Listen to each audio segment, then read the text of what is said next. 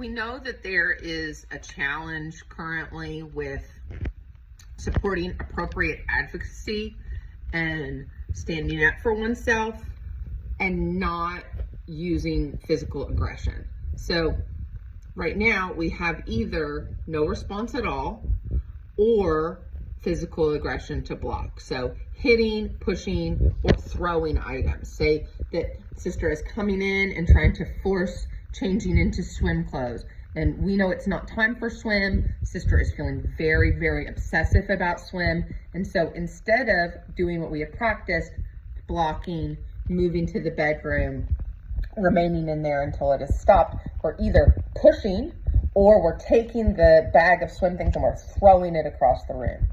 And we know that the forcing from sister is not appropriate, but also hitting, pushing, and throwing things is not appropriate. So we want to make sure that we are really blocking that right now because it's being very effective currently. So when pushing is happening, when hitting is happening, when throwing things is happening, there is then the removal of that force from sister. So the things that are being done, hitting, pushing, throwing, is working.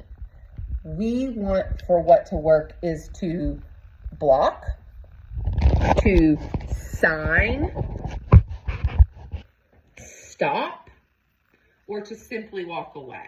The goal would be that we're signing stop, and then we're turning our body and we're moving into the bedroom. If we're not there, then we're moving into a place that is away from sister and her compulsive demanding.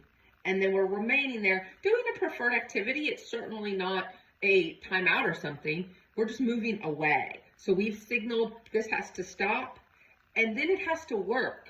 So if we're prompting him to sign, stop, and move, and then sister is continuing to go and try to force to engage in some task, then hitting, pushing, and throwing is definitely going to be what we see because that's what gets sister to leave us alone.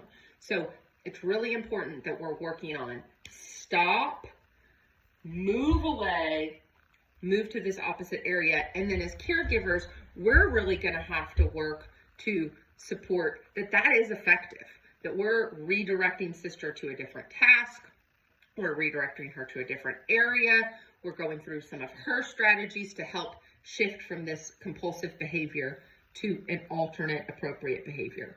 But for him, it's really important that we're not allowing hitting, pushing, kicking, throwing to be the thing that works to get sister away, because it just can't be that is what's effective. Even though her behavior is super inappropriate, we definitely don't want to condition that if I don't like this, I can hit. Even though it's not happening with others currently, we definitely want to make sure that that's not something we're permitting, and that we're really helping that when I'm signing stop and I'm trying to move away, that then I am left alone. Because if I'm not left alone, then I'm going to do what's been working.